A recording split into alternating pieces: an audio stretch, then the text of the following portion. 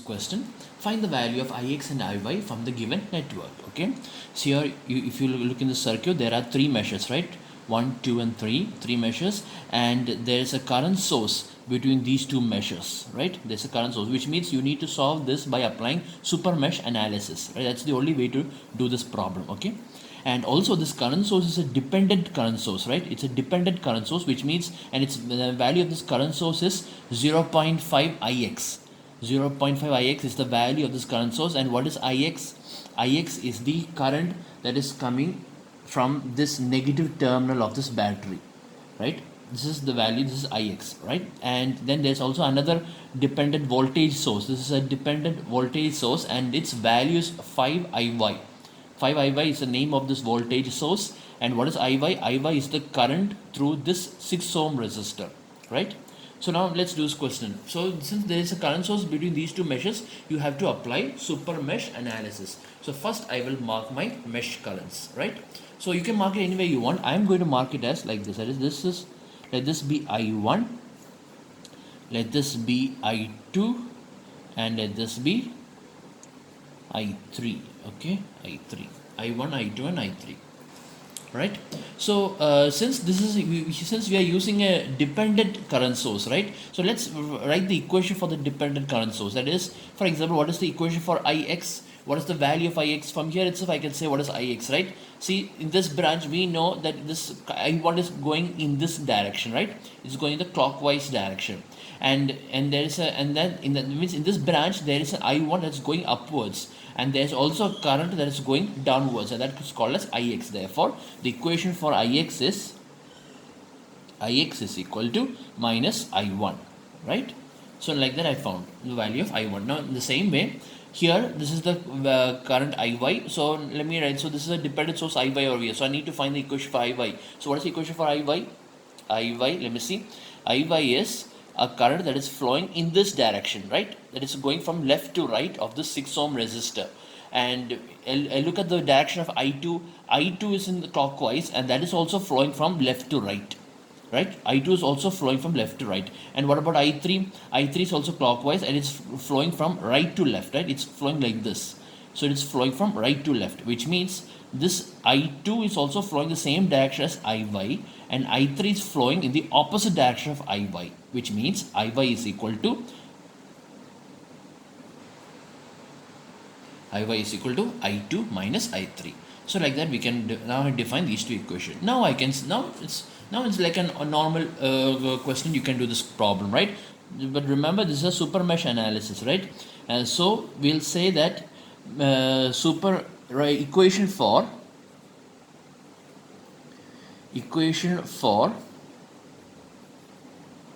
super mesh 1 and 2. 1 and 2 means these two meshes are now super mesh. It means we are going to write the equation for super mesh. So since, like I said before, whichever mesh you are writing, that corresponding current will be considered as positive, and the remaining currents are negative. So here in this question, the super mesh 1 and 2 over here, right? Super mesh 1 and 2. So which means both I1 and I2 are considered positive, and the remaining currents are considered as negative, which means I3 is considered negative, right? I1 and I2 is considered as positive, and I3 is negative. That's how you should write this equation. So which all resistors this I1 is touching? I1 is touching only this resistor, right? If you look over here, I1 is touching only this resistor. There's no other resistor that's touching I1 except this. So it will be 10 I1, right? Plus 10 I1, right? Okay. Now what about this I2? I2 is touching this and this, right? Only these two resistors. No other resistor I2 is touching, right? So which means it will be 6 plus 8, 14. So it will be plus 14 I2, all right? And this is super mesh 1 and 2. That's why I1 and I2, both I1 and I2 are positive, and I3 should be considered as negative. And I3 is touching both this resistor and this resistor. That is 6 plus 10, 16 I3 minus 16 I3 is equal to, right? So this is now I have written the equation of all the resistors, all the voltage drop. Now I need to write all the voltage source. So what about the voltage source? According to the voltage source over here in this circuit, this positive terminal, this 50 volt, is generating I1, right? Because this I1 is flowing from the positive terminal, which means this positive terminal is supporting the flow of current, or it is or it is generating the current I1, which means it is plus 50. And is there any other voltage source? Yes, there's one more voltage source over here, right? So what about this voltage source? This I2 is flowing into the positive terminal, which means this positive terminal is not generating current, it is opposing current. Therefore, it will be minus 52. Alright, this is the equation. Or in other words, I can simplify this, right? Simplifying this, I can write this as 10I1 plus 14I2 minus 16I3 is equal to minus 2. And since this equation is divisible by 2, right? This equation is divisible by 2. Maybe I can write this as 5I1 plus 7I2 minus 8I3 is equal to minus 1. Right? So this is the equation of supermesh 1 and 2. And there's also one more equation. You should write the equation of this current source, right?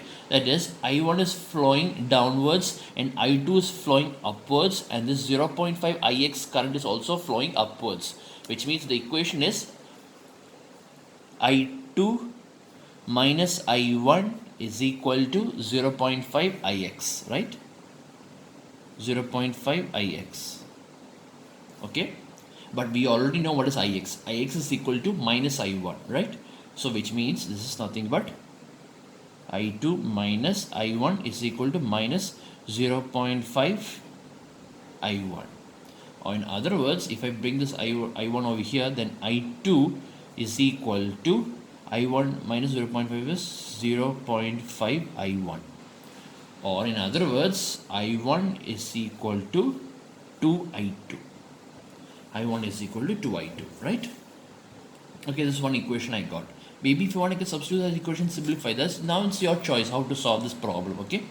It's important is how each and every equation is being formed. That's how you should understand. So if you're going to write the equation of supermesh, always there will be two equations. One equation is to define the boundary, right? It should define the supermesh, and the other equation is to define the current source. There will always be these two equations, okay, for any supermesh. Now I found this equation. Now let's write the equation for mesh 3. So equation for mesh 3.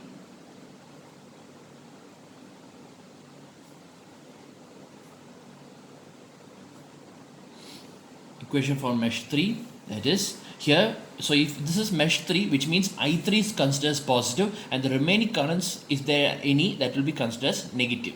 So here I1 and I2 are negative, but I3 is positive. So, and in this mesh there is 10 ohm and 6 ohm, right? And the I1 is touching this 10 ohm, so it will be minus 10 I1, and this I2 is touching this resistor, so it will become minus 6 I2,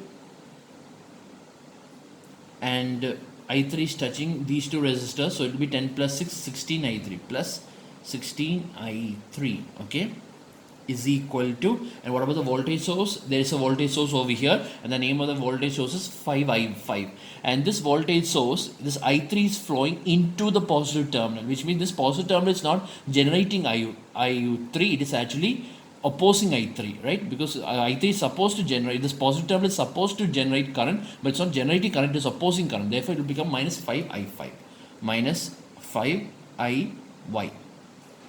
Okay, now, but we already know what is IY. IY is I2 minus I3. So I can substitute that over here, right? So it will become minus 5I2 plus 5I3, right? And if I bring these two over here, then this will become minus 10I1, and minus 6 plus 5 is minus 1. So minus I2, and 16 minus 5 is 11, right? So plus 11 I3 is equal to 0. This is the equation. So now you can solve these three equations, right? Solving this, this and this. So you can solve, now you can solve in any way you want, right? Any way you want you can solve. So what I'm going to do is that I'm going to substitute the value of I1 for each and every equation, right? So in the first equation, I1 is equal to 2I2, right? So I'm going to substitute the value of I1 as 2I2. So in that case, let me mark this as equation 1, and let this be equation 2. So equation 1 becomes, I can write like that. equation 1 becomes, from here onwards you can solve this problem any way you want. I'm just doing my own method, okay? So it will become 2i2, right? So 5 into 2 it becomes 10i2. 10i2 10i2 plus 7i2 plus 7i2 minus 8i3 is equal to minus 1. Alright, or 10 plus 7 is 17, so it is 17i2 minus 8i3 is equal to minus 1. Okay, this is one equation. And then for the other equation also, I'm going to substitute the value of I1 as 2i2. So this will become minus 20i1, right? Minus 20i1. So minus 20i1 minus 20i1 minus 20i2, minus 20i2. Okay, let me write like that. Equation 2 becomes minus 20i2 minus i2 minus i2 plus 11i3 is equal to 0, right? So this is what? Minus 21, right? Minus 21i2 plus 11i3 is equal to 0, right? So how should I write this? Maybe I can write like this, right? That is 11i3 is equal to 21i2, right? Or i3 is equal to 21 by 11 i2. Okay, and I'm going to substitute that value over here. So in that case, this will become 17i2 minus, and this will become 8 into 21. 8 into 21 is 168, right? So 168 by 11 i2 is equal to minus 1, or i2 is equal to 17 minus 168 by 11 is equal to minus 1, right? So how to solve this? Then this will become, let me find,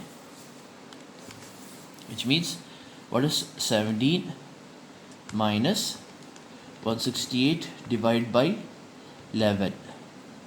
168 divided by 11. So you will get 19 by 11, right? 19 by 11 and 19 by 11. So which means this is 19 by 11. So this is nothing but I2 into 19 by 11 is equal to minus 1, or I2 is equal to minus 11 by 19, which is equal to 11 divided by 19 is equal to 0.579 amperes minus 0.579 amperes. This is the value of I2. So if this is the value of I2, then the value of I3 I can easily find, right? What is the value of I3? I3 is equal to 21 by 11 I2, which is equal to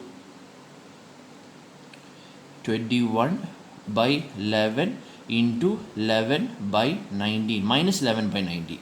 11 and 11 get cancelled, so you will get minus 21 by 19. Minus 21 by 19, which is equal to, let me see, 21 divided by 19, right, is equal to minus 1.105. So this is minus 1.105 amperes, right? 1.105 amperes. This is the value of I3. So now I found the value of I3. Now I'm going to find the value of I2. What is the value? What is the equation? I'm going to find the value of I1. What is I1? I1 is equal to I2, right? So therefore, I1 is equal to 2I2, which is equal to minus 22 by 19, which is equal to, let me see, 22 divided by 19 is equal to 1.178 minus 1.158 amperes. Okay, so therefore the value of Ix